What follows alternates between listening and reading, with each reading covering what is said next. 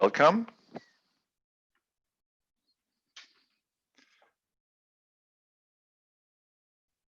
Am I understandable?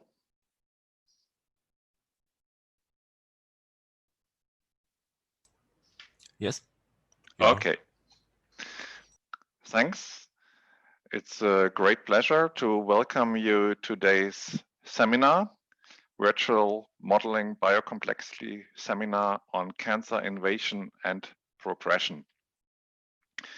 This is a joint initiative of Lutz Busch, Robert Müller, Simon Züger, and myself. We are all affiliated with the Center for High Performance Computing and Information Services of Technische Universität Dresden in Germany.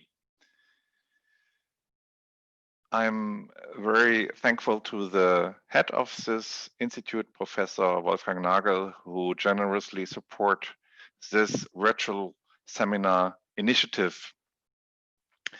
We have about 250 interested seminar participants who follow us via Zoom, YouTube, and we have an active Slack channel in which you can continue the discussion about the different talks.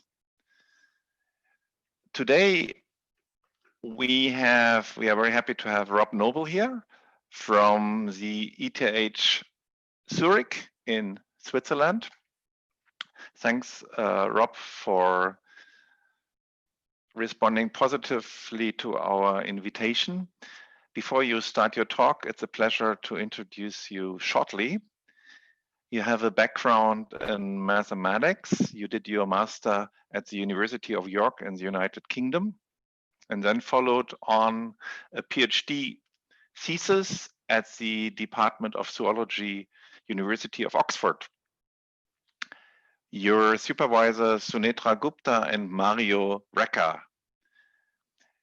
You pursued a postgraduate career later on in France at the University of Montpellier, and then you moved to Switzerland, and you have actually a joint position at the University of Zurich and ETH Zurich, located in Basel in the group of Nico Bernwinkel. And this is an exciting time for us, but particularly for you, because you are now changing and you get a position at the University of London. You moved to London, and it's great that you have time to give the seminar, even though you are moving all your stuff. Your research interests is evolution, and lately, particularly evolution in the cancer context. I would like to mention that you're very active in the social media, and you also contribute heavily to the distribution of this biocomplexity seminar idea via Twitter. So I don't want to spend more words and leave you the stage. You will speak about characterizing and forecasting tumor evolution. Before you start your talk, just some technical comments. It's possible to put questions in the chat, both in Zoom and YouTube. After the talk, I will start the discussion by going through the chat questions. And we will also allow, if you are sharing via Zoom, some live questions. I would like to invite you to join the Zoom channel, because the quality is showing to be much better in Zoom than in YouTube. But with these technical comments, I now give the word to Rob. Thanks again, and we are looking forward to your presentation. Thank you, Andreas, and thank you for inviting me. I'm particularly happy that it's Andreas who invited me to give this talk, because I presented some early results of these same projects in Dresden about a year ago at his invitation, and got some very good feedback. So I hope you like the way it's progressed. I will just share my screen here. Let's see if that works. Okay, can you now see? I will make that full screen. Okay. So I'm going to talk to you today about a couple of linked projects to do with forecasting and characterizing the nature of tumor evolution based on computational modeling and data analysis. This is work that I started in Montpellier with Mike Koschberg and then have continued in Switzerland and am now bringing to a close. I'm going to talk to you about two aspects which use the same modeling framework. The first question that I want to address is characterizing the mode of tumor evolution. So evolutionary mode has been one of the central questions of evolutionary theory for decades, and recently it's become a hot topic in understanding how cancers develop. And one way to understand the differences between evolutionary modes is by looking at what are called Muller plots, such as these, in which we see on the x-axis time, and on the y-axis the frequency of different types within a population, in this case, a population of cancer cells. And so in these diagrams, which come from a recent review, the tumor originates on the left-hand side at the early time point with this green dot. It then expands and replaces white, I suppose in these diagrams, this represents the tissue that was occupying the space previously. And then as the tumor grows, different types emerge. These could be different genotypes or phenotypes, different clones. And in these diagrams, these different clones are marked in different colors. So what we see here is 4 different patterns, 4 different evolutionary modes.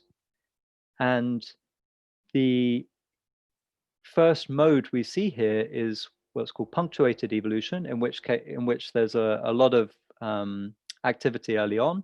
The tumor acquires different mutations, different clones arise, but then thereafter, not much happens. There's more or less stasis in terms of the clone frequencies. The second type we see here is branching evolution. Now, obviously, if you look at any evolutionary tree closely enough, you'll see branches, but this particular evolutionary mode we're talking about here is where there are relatively few branches, and these branches are quite stable over time. So in this case, there are 2 long branches on the evolutionary tree. The third case is linear evolution, whereby we get a sequence of selective sweeps. So the original type here is red. A yellow type emerges, and because it has higher fitness than the red type, it sweeps through the entire population and replaces its ancestor. And this happens several times. So the final population here, this purple type, has a sequence of mutations that have come to fixation. And the final tumor is not at all heterogeneous compared to the other types. And the last case is simply neutral evolution. In this case, there is very little selection going on. And as the tumor expands, it diversifies, and the frequency of any given mutation mostly depends on when it arose. Early arising mutations are more frequent. And this review presented these 4 different potential evolutionary modes and commented on evidence for each one from molecular data. But when I began this project, there was no real understanding of why we would expect different modes to arise in different tumor types, or when we would expect different modes to arise. So that's what I set out to answer. And in order to answer this, I developed a stochastic agent-based model of tumor evolution. This is a computational model in which I model at the level of individual tumor cells. And I created this model such that it has very flexible spatial structure. Just by changing a parameter file, I can exploit the same underlying evolutionary processes, but with different rules concerning the spatial arrangements of the cells and how they disperse through space. And this model allows me to either model unconstrained tumor growth, in which tumors grow into a void, which is generally what's been done in previous studies, or I can start with a grid full of normal tissue. I can place a transformed cell at the middle of this grid, and then this transformed cell has to outcompete the existing normal tissue in order to grow and develop into a tumor. And so this recapitulates more accurately what goes on in invasive tumors that are having to invade tissue and outcompete normal cells. And within this model, I have the accumulation of mutations which can confer higher cell division or dispersal rates. And I can also have passenger mutations which have no effect on the cell fitness, but are also accumulated. And I track all of these mutations so I can plot phylogenetic trees and variant allele frequencies and so on. And this model is available. The code is public. In order to parameterize this model, I teamed up with Jakob Katter, who is not only a computational modeler in his own right, but also a medical doctor and an expert in analyzing tumor histology slides. And so what Jakob was able to do for me was to take histology slides from the Cancer Genome Atlas, such as this one, and to use semi-automated image analysis to count the number of cells in contiguous patches. So what we see here is a section of a tumor which shows a spatial organization of cells into localized glands. This is an acinar tumor or a glandular tumor. And each of these glands, Jakob found, at least in two-dimensional section, contains somewhere in the region of dozens or hundreds of cells. So these are the results of Jakob's image analysis. What we see on the left there are 4 cancer types, so breast cancer, renal, colorectal cancer, and lung cancer. 5 patients for each tumor type. And the plot here shows the number of cells per region within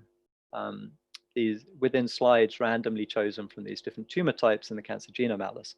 And what you can see is that there's a fair spread there, but in these two-dimensional cross-sections, we find of the order of dozens or hundreds of cells. And extrapolating that into 3 dimensions, but also allowing for the fact that we don't expect all of these cells to have unlimited proliferative potential, and indeed some of them might not even be viable cells, we get the idea that each of these glands within these glandular tumors contains hundreds or thousands of cells. On the right-hand side, you just see that the cell density is not very variable among these cancer types. So along with Jakob, I settled on these 4 different paradigms of tumor spatial structure, because my hypothesis here is that these different evolutionary modes that emerge in human cancers might be driven largely by the different kinds of spatial structure that my model is built to be able to recapitulate. So on the left-hand side here, we see a slide of leukemia. And I model leukemia using a non-spatial branching process consistent with a very large literature on modeling leukemia and other liquid cancers. In the second case, we have colorectal adenomas, which are believed to grow via gland fission. So these adenomas have cells organized into glands, much like normal colorectal tissue. And the tumor grows via fission of these glands, which means the glands split in half, and each of the daughter glands inherits some portion of the parent gland cells. The third case is the invasive glandular class, which contains a very large number of human cancers, solid tumors. So the example we see here is breast cancer, similar to the slide I showed you above. And here, this is a tumor that is invading normal healthy tissue, and it's doing that by cells or groups of cells detaching and invading and then setting up these tumor glands, as you see in the diagram here. And that's what the model recapitulates. And the fourth kind of spatial structure that I examine is what I call boundary growth. So those of you who are familiar with spatial models and cellular automata, this is a variant of the Eden growth model. And this is a continuous mass of cells that grows only at its boundary. And this has previously been proposed as a model of liver cancer or particular kinds of liver cancer. So what I have then is 4 kinds of spatial structure that we observe in human tumors and 4 ways of representing these spatial structures within my model. And so in order to test how these different spatial structures affect evolutionary outcomes, I fix all the other parameters in the model. So I fix the driver mutation rate. This is the rate at which the tumor accumulates advantageous mutations that increase the fitness of cells. And each of these driver mutations has a multiplicative fitness effect. So here I assume that the average effect of a driving mutation is 10% increase in fitness. You'll see that also we carried out a lot of sensitivity analyses to vary these parameters. But these are our kind of default median parameters. And what I vary is the dispersal process, as I just outlined in the previous slide, and I also vary the deemed carrying capacity, which is the size of these localized patches in which cells are closely interacting with one another. And I adjust dispersal rates so that all of these tumors take a similar amount of time to grow in terms of cell generations. And this is of the order of a few years in real time, which is in line with human tumors. So these are some results. What we see here on the left are 4 different histology slides, as I showed you previously, for these 4 different classes of tumors. Then we see the cartoons as before, showing you how the model represents these different spatial structures. We feed these assumptions into exactly the same computational model, just using a different parameter file. And what we get out is the tumor evolutionary dynamics, which we can represent in various ways.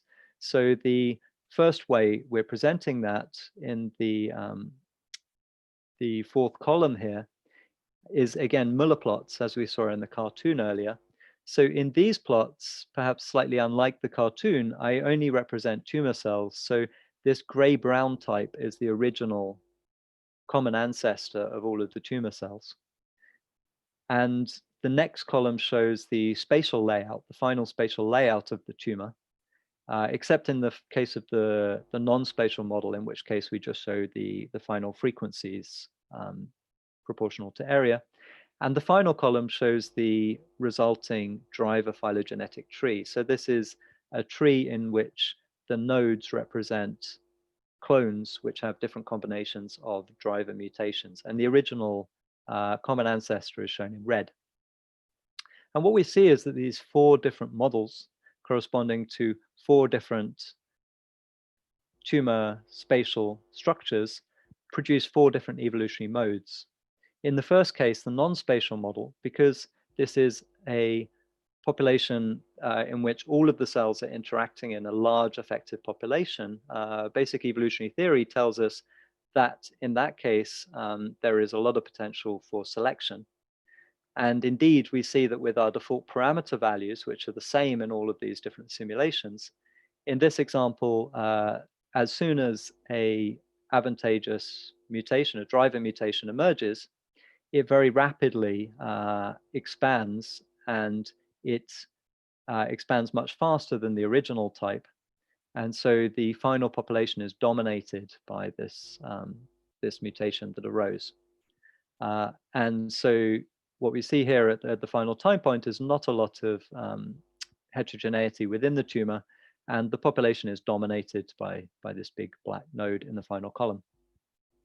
In our second case of gland fission, what we see is progressive diversification. Now in this model, at least with our parameter settings, what we find is that selection is intensive within each of these glands. So in this model, we have of the order of 8,000 cells per gland.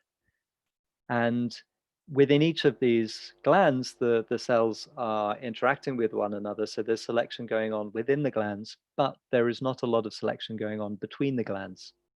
And this happens even if we allow mutations that independently increase the gland fission rate. We find that those mutations aren't influential unless they hitchhike along with the driver mutations that confer a selective advantage within the glands. And therefore, even if we include those 2 types of mutation, we see that the evolutionary mode is this pattern of progressive diversification where the number of types increases over time. And we end up with a huge amount of spatial heterogeneity and this highly branched phylogenetic tree. In the third case of invasive glandular tumors, here we see that there is strong competition within each of these glands. However, in this case, there is also competition between glands because cells are able to invade neighboring patches, neighboring glands. This invasion process is counteracted by clonal interference, which is when multiple clones emerge that have similar fitness, and these two clones run into each other. So neither has a large advantage, and then we get this kind of standoff. And in this case, we see that we can get this branching pattern, which is reminiscent of the cartoon I showed you earlier, which is due to a mixture of cells of there being selection between glands and yet clonal interference. And so we get this kind of branched evolutionary tree in the last column. And finally, the boundary growth model for our default parameters exhibits very little selection. This is a suppressor of selection because cells are only interacting with their immediate neighbors in this model. We assume that cells are only competing with their nearest neighbors, and that cells can only divide if they're at the tumor boundary. And in this case, there is very little evolution going on in terms of the driver mutations, and the final type is dominated by most of the cells belong to the common ancestor clone. In order to compare these results to data, I did a literature review and found 3 particular multi-region sequencing studies of solid tumors that are very high quality recent studies with high sequencing depth that give us the kind of data we can readily compare.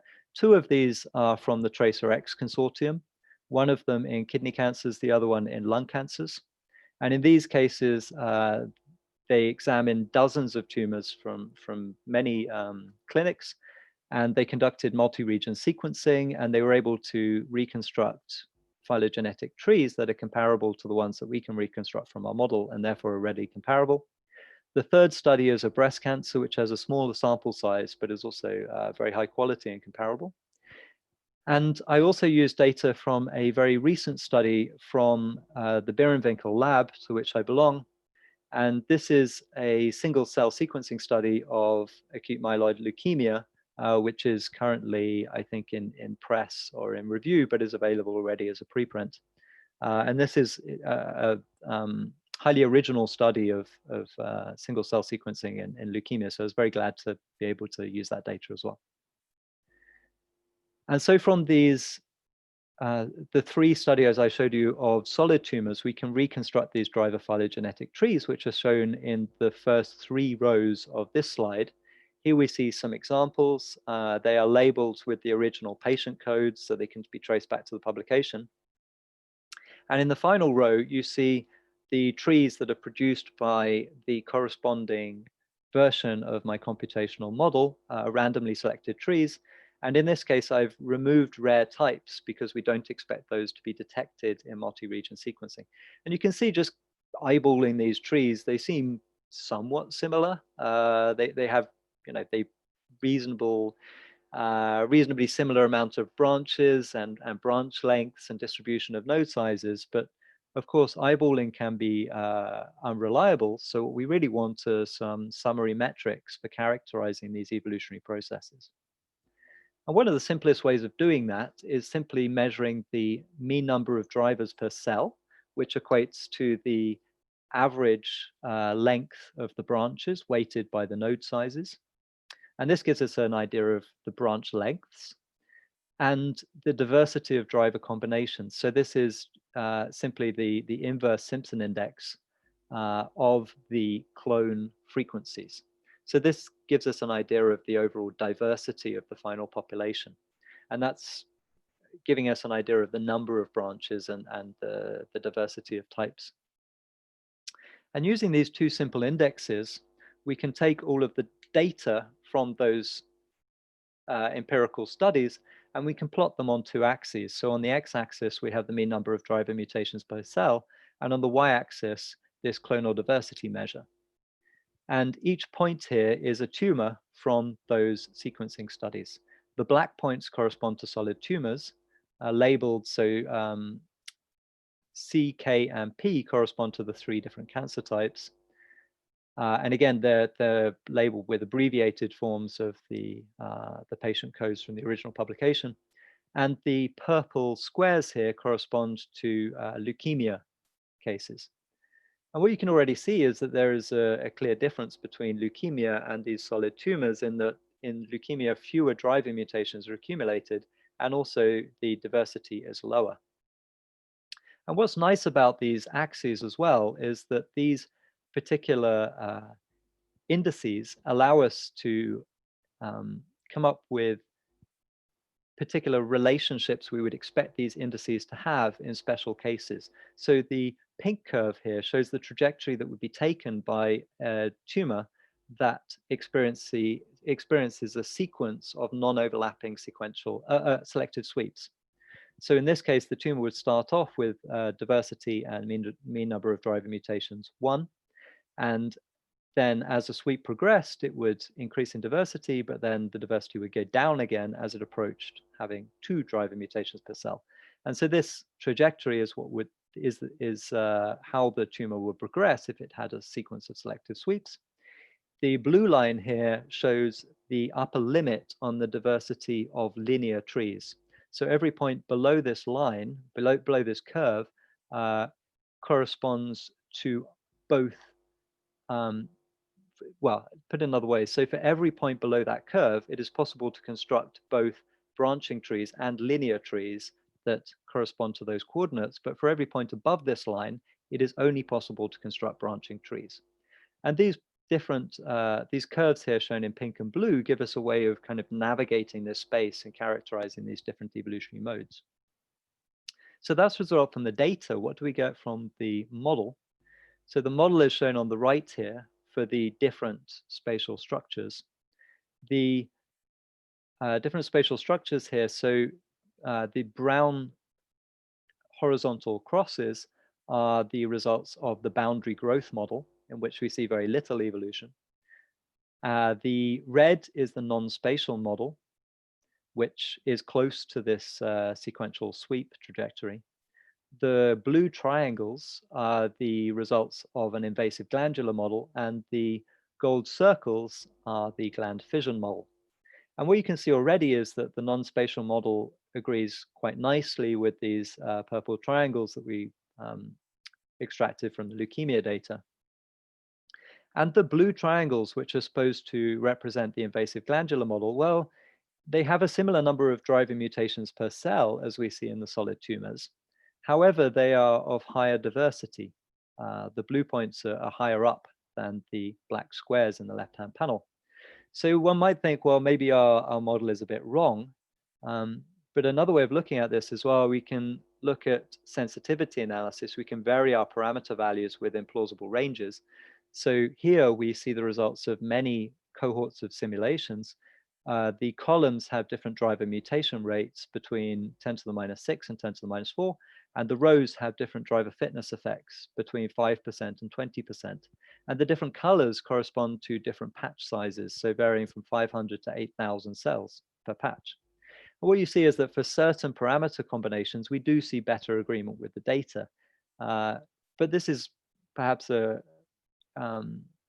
slightly, well, I mean, it depends on what we think these parameters are. So I think a better argument is looking at limitations in the data. So if we look at those data from the TRACERx study of renal tumors, renal cancers, what they found there is that even when they take very many biopsies for multi-region sequencing, so here, these are cases with more than 15 biopsies, they find that when you take even this large number of biopsies, which is more than is usually taken, we're missing about a quarter of the driver events. So this multi-region bulk sequencing method is excluding a lot of rare driver mutation events. That's what they found in the data. And so if we allow for that, one way of allowing for that is to take our data and to remove these rare clones. So here what we've done is we've removed any clones defined in terms of their driver mutations that have frequency below 5%. So these are ones that we think are unlikely to be detected in reality by this multi-region sequencing method. And when we do that, we see that the overall diversity index for our model decreases and it becomes a lot more consistent with the data. So we think that the most compelling argument for this discrepancy, the apparent discrepancy I showed you, is simply that our model has perfect sensitivity to detect all of the driver mutations that are present, whereas in reality, these multi-region bulk sequencing methods have imperfect sensitivity, and when we allow for that, we get better agreement.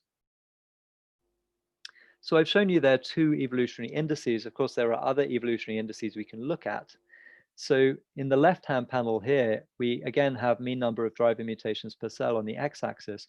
On the y-axis here, we have a different measure which looks at the structure of the tree, so the topological structure of the tree. And this is a kind of tree balance index. We reviewed the literature on tree balance indices, and we found that most of these were really suited more to analyzing species evolution than somatic evolution. And therefore, we developed our own tree balance index, which takes into account not just the topology of the tree, but also the sizes of the nodes. And we think this is a lot more robust and a lot more suitable for analyzing tumor evolutionary data. And when we apply this tree balance index, what we see is good agreement again between these red open squares, which represent our non-spatial model, and the purple solid squares, which represent leukemia. And again, between the blue open triangles, which represent an invasive glandular model, and the black solid discs, which represent the data for invasive glandular tumors. And we also considered measures that take into account the dynamics of the system. So the indices I've shown you so far are all based on the final state of the tumor, but this being a simulation, we also have the entire evolutionary history. So we can come up with measures that take into account that evolutionary history. And what we see here is a measure of clonal turnover. So this is the level of anti-autocorrelation between the clone frequencies over time. So a higher value of clonal turnover means that there is faster turnover of clones within the tumor. And what we see here is, again, we get this clustering of our different evolutionary modes and our different spatial structures. We've just applied a transformation here so that each of these clusters has more similar widths. And likewise, if we look at clonal turnover time, so this is the average. This is the relative timing of when turnover events occur, whether they're early or late. If we transform that axis appropriately, then again, we can get this same kind of clustering for our different types. So therefore, using different indices, we can get quite consistent results that these different spatial structures generate different evolutionary modes. In reality, of course, these dynamic measures would be very difficult to calculate for real tumors, but perhaps feasible in some cases. And this is just to show you that this general balance index, this tree balance index that we came up with, is very robust to different levels of sensitivity. So here we remove all clones that have frequency below the level that is indicated for each row. So here it's 0.5% all the way up to 10%. And we see that even when we remove below 10%, we still see good agreement between the data, the solid black discs, and the model, which is the colored discs. So the second thing I'm going to talk to you about is a different application of the same model to look at whether we can forecast tumor evolution. And this again is somewhat inspired by TRACERx data. This is a very rich data set. So one of the main objectives of the TRACERx Renal trial was to see whether intratumor heterogeneity in terms of genetic diversity correlated with patient outcomes. So the hypothesis here is that tumors that are more diverse have worse outcomes. And what they saw in the preliminary data, so this is data for 100 tumors. This trial is ongoing and their sample size is increasing. But what they've seen in the first 100 tumors is that indeed, if you sort patients into two groups, equal groups, or approximately equal groups, with high or low intratumor heterogeneity, then the ones with higher heterogeneity have worse outcome. So this is progression-free survival after treatment. So what they do in this case is they examine the tumors, then they treat them, and then they see how long they take to regrow to the original size. And indeed, the ones that were more diverse before treatment have worse outcomes. They also looked at a measure of genomic instability. So GI here stands for genomic instability.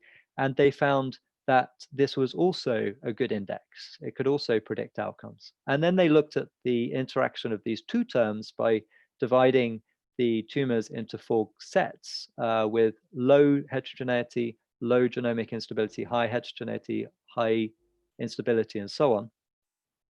And they found that the heterogeneity, this diversity measure, most clearly separates tumors within the low genomic instability set.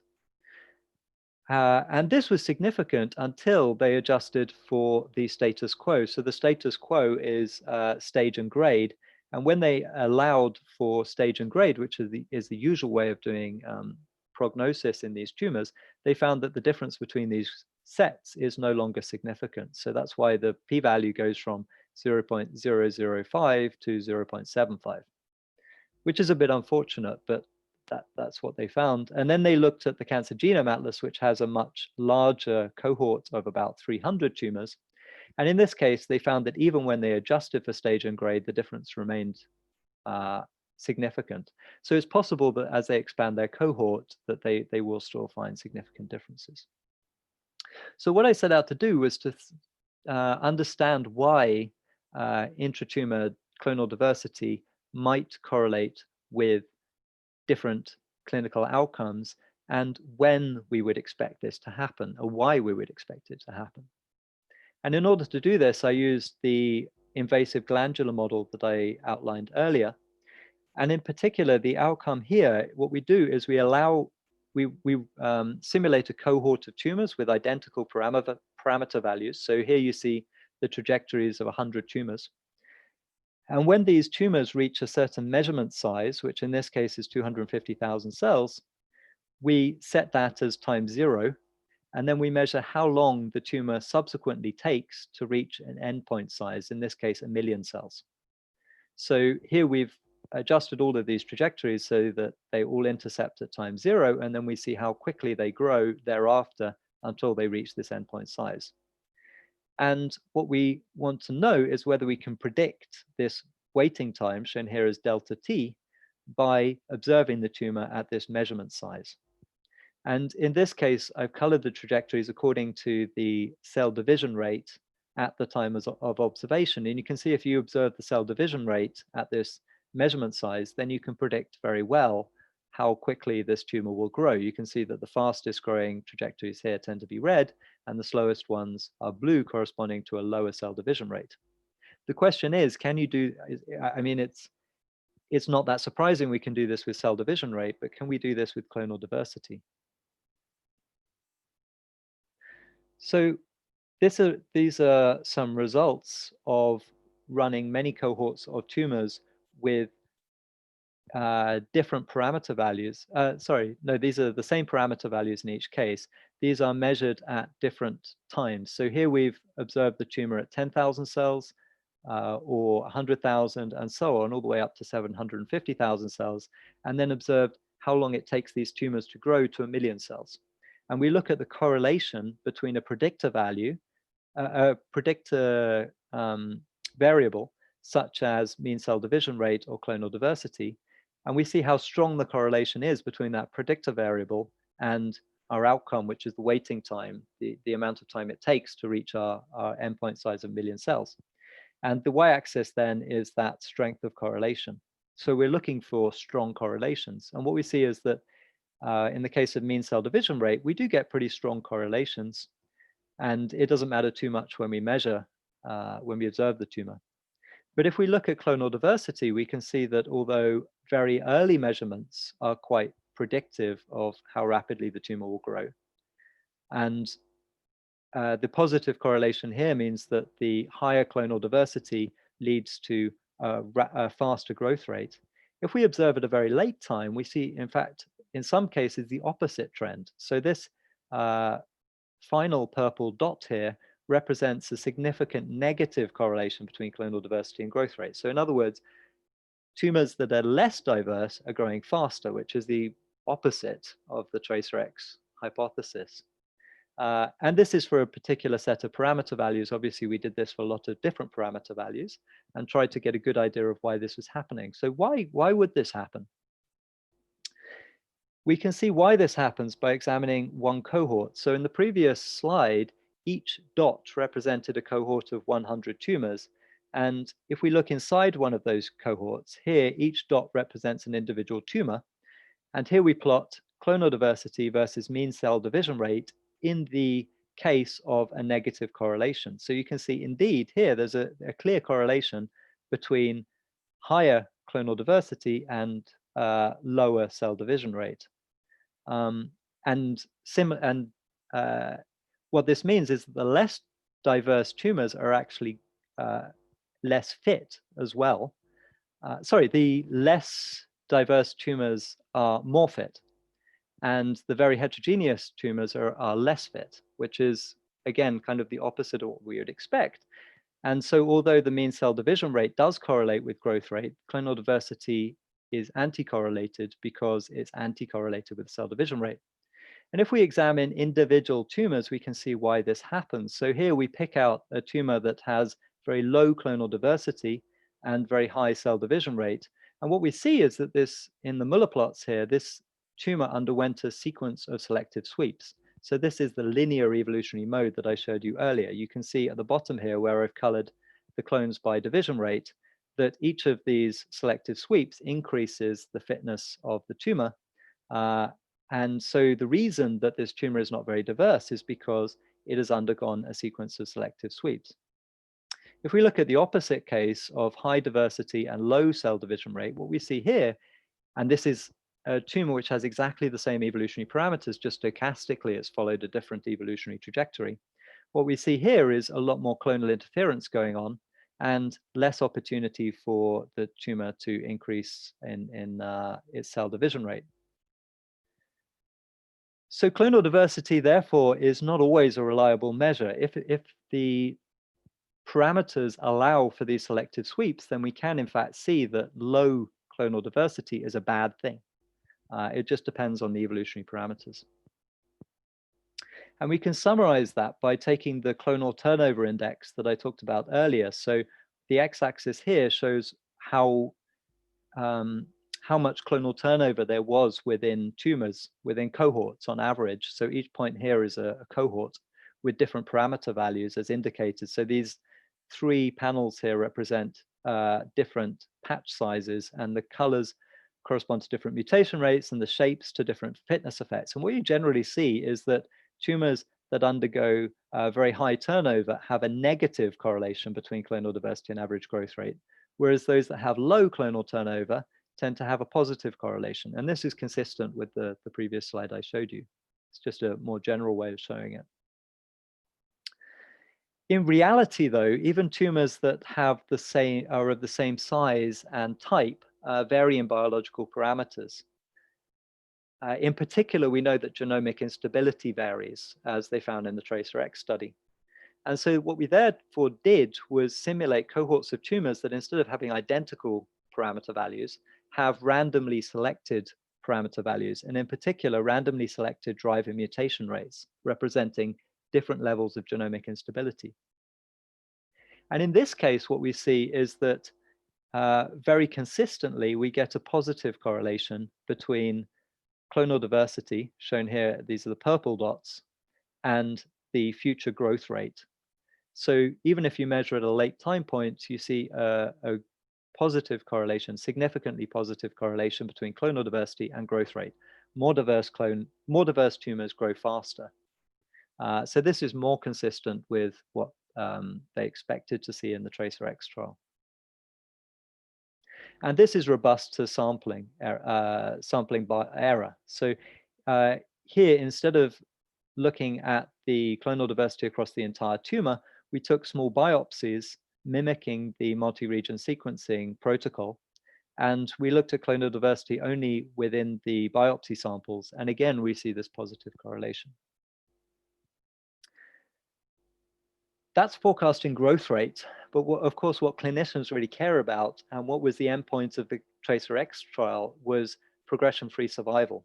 So the question then is, what happens if we simulate tumors, we grow them to a large size, we then apply a treatment that eliminates the majority of cells, and we allow this tumor in its original growth to acquire rare resistance mutations, which means that the tumor might survive the treatment.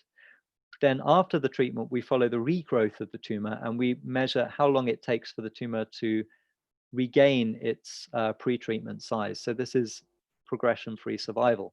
So here, instead of measuring from some tumor size in the original growth of the tumor, we measure from the time of treatment until the time the tumor regains its pre-treatment size. That's shown in the diagram here, the Muller plots at the top. And what you can see in the second Muller plot is that the average fitness of the cells after the treatment resembles the fitness of the cells before the treatment. That's because we assume that resistance mutations have no fitness cost. So they're entirely neutral, and therefore the treatment is a random subsampling of the cells that were present before. So all we're doing here is adding some noise essentially to through sampling error. And what we see in this case is a negative correlation between our predictor variables, such as clonal diversity, and progression-free survival. So what we see is that the tumors that are more diverse have shorter progression-free survival. And this is consistent with the growth rate results I showed you previously. So this is a corollary, if you like, of the growth rate result, but it is in terms of something that's clinically more important. And what we can also do then is to do survival analyses. So here we have divided a cohort of 100 tumors into subsets in exactly the same way as they did in the TRACERx Renal trial. So we've divided in the first panel here the tumors into cases with low or high diversity. That's higher or lower than the median.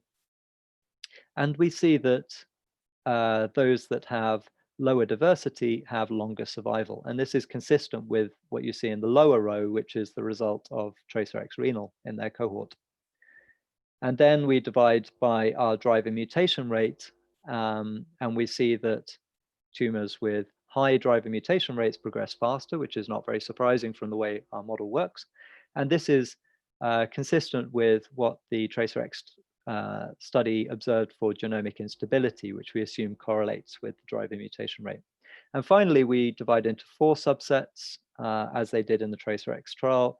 And we find something that's at least qualitatively consistent in that we see a significant difference between the 2 subsets that have low mutation rates.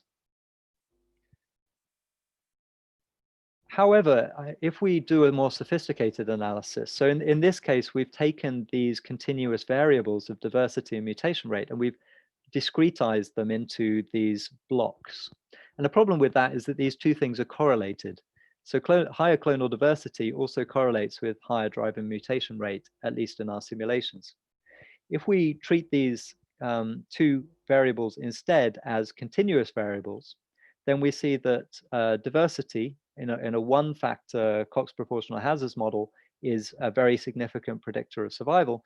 But if we include both factors, so here we could include diversity and the mutation rate, and the fact that mutation rate the effect of mutation rate diminishes over time, then we see that diversity is no longer significant.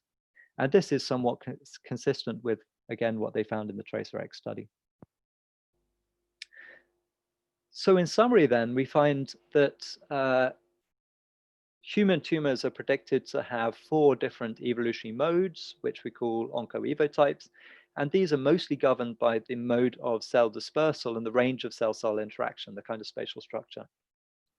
This provides a simple mechanistic explanation for observations across human tumor types, which we discuss more in the publication. And we find that appropriate modeling of this spatial structure is therefore essential for characterizing, forecasting, and controlling tumor evolution. We also find in the forecasting case that these eco-evo prognostic biomarkers show promise, but you've got to be very careful how you interpret them. Sometimes positive correlation, sometimes negative. So I just thank the people who worked with me on these projects. So I began this work with Mike Hochberg in Montpellier about 5 years ago, in fact.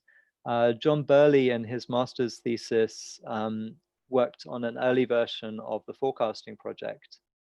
And then the mantle passed to master's student Dominic Burry, who is now a PhD student at Uni Basel, and he worked particularly on the modes of evolution study.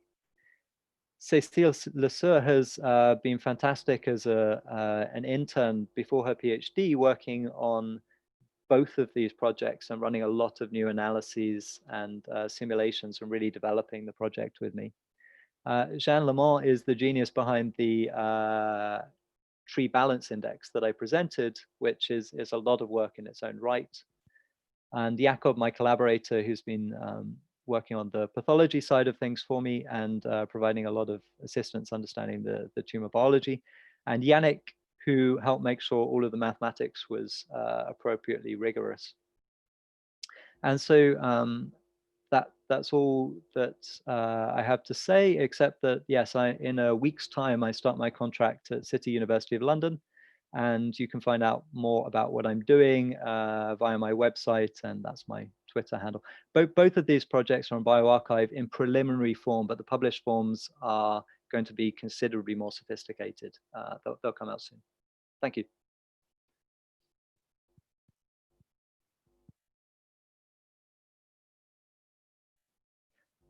I think Andreas is muted. You can hear me? Yeah. Oh, okay. Thanks a lot, Rob, for your stimulating talk. We have actually a couple of questions. I'm not sure how far we get. We should not overextend the discussion time, but today we would like to try the live feature. So may I ask Magda Schikiel to ask her question?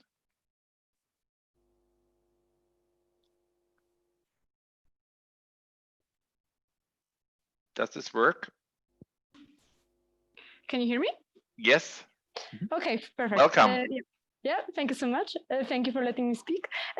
So my question is, so you sort of mentioned 4 different growth patterns. I mean, they're certainly correct, but I believe they're, of course, a little bit simplified because, of course, necessary. And I work in non-small cell lung cancer, which you also had included in your cohorts. And over there, we actually distinguish 5 different growth patterns. Mm-hmm. And each of them seem to be at least loosely related to different mutations within the cancer cells. So I wonder whether you managed to have even a quick look, whether in your non-small cell lung cancer cohort, you are able to somehow correlate or represent or include these different growth patterns. Do you actually see it? Not yet. So this is where I see this work leading, is to being able to discriminate within tumor types, because it is interesting to be able to say that different tumor types have different patterns, but really what we want to do is to look within tumor types. And so I am working in that direction. So I would love to hear from you. If you have a nice data set that allows that, then please get in touch. Okay, thanks. Thank you. Magda, where are you from? Heidelberg, BKFZ. From Heidelberg, Germany. Okay, thanks a lot. Now we move to Mexico. Mexico City, Josue Nava. Can you ask your question?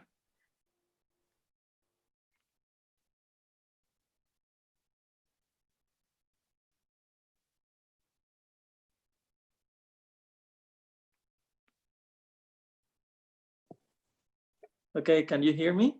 Yes. No? Yes. Okay. Thank you. So my question is also related to the first part of your talk, where you show the different kind of cancers or tumors, and then you show that they have different patterns and frequencies. So my question is, how do you determine when to switch off the simulation and quantify these frequencies? So this is one of the limitations of agent-based modeling is the number of agents that you can account for. So I've spent a lot of time in this model making it as efficient as I can, and it all runs in C, it uses as many efficiencies as I can build in. And yet, because of time and computer memory problems, there is a limit to how many cells we can simulate. Therefore, we set this endpoint size of 1 million cells. We're doing this in 2 dimensions, and one reason for that is that we argue that this is effectively a 2-dimensional cross-section of a larger tumor, and that allows us to build up larger distances between cells. But another direction that I'm taking this work in is being able to model larger tumors with more realistic numbers of cells. So I think that that is a limitation in terms of being able to really quantify some of the outcomes. But I think qualitatively, the results will generalize. That's at least what we find. No, okay, thank you. Thank you. And now we move to Flores Bartel. Flores, can you put your question, please? Is my microphone working? Yes. Great. Yeah, thanks. That was a really great talk. So I was wondering, at one point during your presentation, you mentioned that you had spent a lot of time creating a new tree balance index. Mm-hmm. And you'd mentioned that, you know, several other indices that were traditionally used, I imagine you were talking about like the Clonal index and the Sacchin index used in species evolution, are not as well suited for tumor evolution. So I was quite curious to read more about it, and was wondering if you had published that index and if it was available for others to use. Yeah, so the master student I'm working with, Jeanne Lamont, this is the subject, or it's one of the 2 subjects of her master's thesis, which is she is currently finishing off. And a lot of the preliminary, well, an outline of this new index and why we think it's better is included in the revised version of the paper that we will soon resubmit, which outlines all of this work on tumor evolutionary mode. So within that paper, we define the index and we compare it to the Clonal index and the Sacchin index and the total cophonetic index. And we look at its different properties and sensitivity to these different ability to detect rare types and so on. So all of that is outlined within the publication, but Jeanne has obtained a lot more results, which we hope will be in a preprint in the near future. Well, I look forward to it. Thank you. Thank you. Flores, where are you asking from? I'm in Connecticut. Oh, wonderful. So we have United States present. States. Then I think we should move to Norway. Back to Europe. Alvaro, can you ask your question, please? Hello, can you hear me? Mm-hmm. Yes, yes. Very interesting talk. Thank you very much. My question is about the first part of your talk. In the computer simulations where you include invasion and migration. So have you investigated if different migratory modes, more or less diffusive, more or less persistent motion could affect also the evolutionary patterns? Yes. And I mean, yes, they would, but no, we haven't exhaustively examined them. I mean, this is something that Andreas and many others have done a great deal of work on, and it's something that we have chosen not to pursue yet, not because we can't do it, but simply because we already have enough. We already have enough complexity here to examine.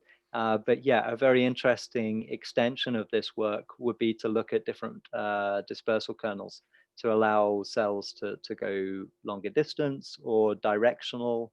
At the moment, our dispersal is in random directions to just the nearest patch, whereas we could allow cells to preferentially try to move away from the tumor core. We could, there are all kinds of interesting ways we could extend this, but we haven't done that yet. So I have a question regarding to your argument with heterogeneity. It seems to be that more and more people think that cancer, a future hallmark could be heterogeneity as a characteristics. And now you say that heterogeneity slows down tumor growth. How does this get along with each other? It depends. So we find that negative correlation between heterogeneity and growth rate only in the case where all of these tumors have exactly the same evolutionary parameters. So that means the difference between those tumors is entirely stochastic. And that might not be something that's very common in reality. Usually patient cohorts are quite diverse in the evolutionary parameters of the tumors, we would assume, depending on their lifestyle, their genetic background or whatever. And also we only see that in tumors that where the spatial structure permits quite a lot of clonal turnover. So there's an open question on there of when this will apply. So what we find is that you just have to be careful, and that heterogeneity might predict bad outcomes in some tumor types, but not in others. And we provide insights into why that might be. Okay. Yeah, so any other questions? I have one more. You groups tumors according to the interaction topology, basically. Could it be that other influences are different in these 5 tumors? For example, we had the first talk by Thomas Hillen 2 weeks ago. He was very much emphasizing the role of immune system. Could it be that in these 5 tumors, the immune system is acting differently, for example? Yes, essentially what we're doing here is building something of a null model. Our claim is that if you want to compare evolutionary modes across these tumor types, then the first thing you have to include is spatial structure, these different spatial structures, because we know that's there. And then you can build other factors on top of that. But we think the evidence for the spatial structure is more compelling than the evidence for differences, for example, in mutation rates or in fitness effects and so on. That evidence, those things are not so well characterized as these differences in spatial structure and dispersal. But where there is that data, then yes, it can be added in. And I would love to look at adding immune factors into this model. I think that would be very interesting. And there's also an interesting link to talk last week of Klaus Pantel. We spoke about circulating tumor cells, which is maybe very similar to your mixed situation with leukemia. Would be interesting to look at the evolution in these circulating tumor cells with your tools. Well, one of the caveats of us looking at survival is that we're only looking at the growth of the primary tumor, and that it might be that one reason diversity is dangerous as well is that it leads to more circulating tumor cells and a higher probability of metastasis. That's not something we've looked at, so that would again be an interesting direction to take this. Thanks. Magda has another question. Magda, are you there? Yes, I'm there. No, but you just asked my question actually. So I also wanted to ask, why do you even believe that the space matters so much? Because I would assume that maybe it's a tumor microenvironment. So exactly the immune cells or like resident cells in the organ or even the ECM or whatever else. So I was wondering, why do you care about the actual spatial topology so much? But it was just answered. So yeah. Okay, so I think we are coming to the end, but I have one more question for you, Rob. Are you still ready? We want to have a glass of water. Last question. Have you made, it's a question by Oddwild. Have you made any attempts to connect fitness measures with spatial structures? I would imagine specific spatial dynamics leads to more fit spatial backgrounds. Is this question clear? I'm not quite sure what fitness backgrounds means. I mean, we do see that different spatial structures enable different numbers of advantageous mutations to be accumulated. And therefore we do see different fitnesses of the final tumors. Perhaps that relates to it. I mean, something else I haven't talked about here is the possibility for tumor spatial structures to change as a tumor progresses. So for example, it's to start off as a benign adenoma that's growing into empty space, and then it progresses into an invasive colorectal cancer, for example. And in those cases, we would expect also a development of the evolutionary mode, a progression of the evolutionary mode. And we discuss in the discussion of this paper how that can be seen as being more or less consistent with the Big Bang model of colorectal cancer, for example. Thanks a lot. I believe your talk was quite heavy matter, and I'm sure the discussion will continue, and we have this option with the Slack channel. So I very much invite you to continue the discussion via Slack. Before I move on, I would like to take the opportunity again to thank Rob, and it was great. Hope to see you live again at one time. And now I would like to share my screen.